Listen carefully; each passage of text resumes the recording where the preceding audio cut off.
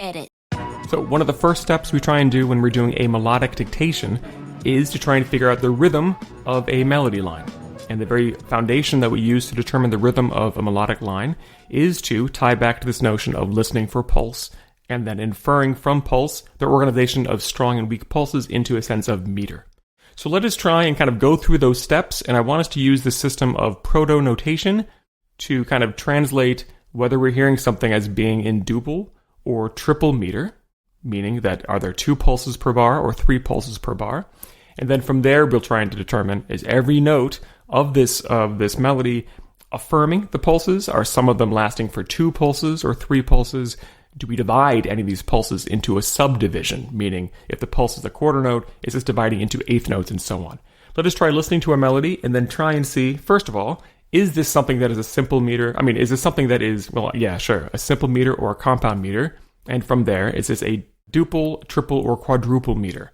Let's listen to this example and try to conduct as you listen to it to ascertain which one of these meters sounds the most accurate based on the rhythmic patterns of the melody.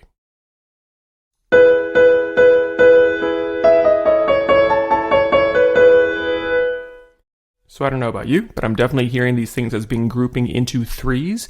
1, 2, 3, 1, 2, 3, and 1, 2, and 3, and 1, 2. 1, 2, 3, 1. So I would gladly say this is a triple meter of some kind. So let's use our protonotation technique to say that this is going to be something, 3 something, 3 8, 3 4, 3 something. And I'm going to say, let's go ahead and write 3 beats per bar and put in a bar line. 3 beats per bar and a bar line. I might also want to try and mine my memory of this melody to try and see how many bars was this before listening to it again. So if I thought in my mind again, 1, 2, and a 3, and 4, 4. 1, 2, 3, 2, 2, 3, 3, 2, 3, 4, 2, 3. And then I'll go double bar at the end because that's the end of the tune. So as I listen to this again, what I want to do next is all we're doing here with these little lines is indicating where pulses go.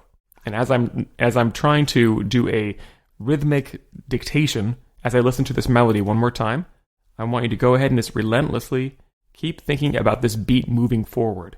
And we're going to notate things as we listen above the top, knowing that kind of like if this was a digital audio workstation, there's a playhead, it's just moving all the way through the melody.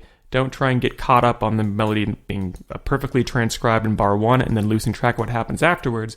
Try and do some light scribbles on top to try and capture, are we holding notes out for more than 1 pulse? Are we subdividing these out? So on and so forth.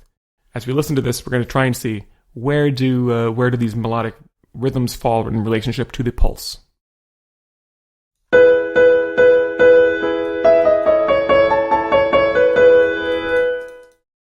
All right, so I was hearing this as 1 and 1 and 3 and 1 and 2 and 3 and 1 and 2. So if we feel good about that translation, let's think about how we would notate this into a meter, right? So if we thought this is going to be a triple meter of some kind, let's go ahead and say, all right, this is 3 something. And we have the choice, as I said before, we have the choice of saying this is going to be 3 8 or 3 4 or 3 16, so on and so forth. Let's for now, just for simplicity's sake, say 3 4. And if the pulse in a 3 4 measure is a quarter note, and let's say this was, what is this? 1, 2, 3, 3, 1. Let's say this is, 130. Each one of these beats, if all I'm doing is doing notes on each beat, and the beat is a quarter note, then we'll be notating these as 3 quarter notes, because each quarter note is the beat. Let's put our measure line there again. I'm now saying that I'm holding out a note for 2 beats, and 2 quarter notes in length is what? It is a half note.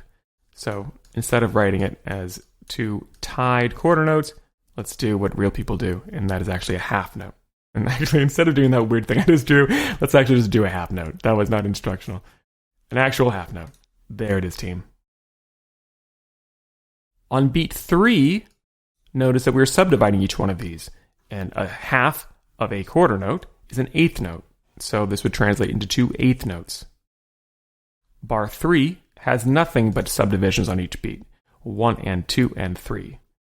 So let us go ahead and translate these two into 1 and 2 and 3 and And then what might throw some is that we don't land on its longest note here on bar 2. We have to wait for 2 more subdivisions on beat 1, and then we hold it out for bar 2. So that would be, beat 2. So that'd be 2 eighth notes followed by a half note again, and our double bar. Let's go ahead and see if does this all make sense to you as you listen to it. Does this sound right from a notation standpoint?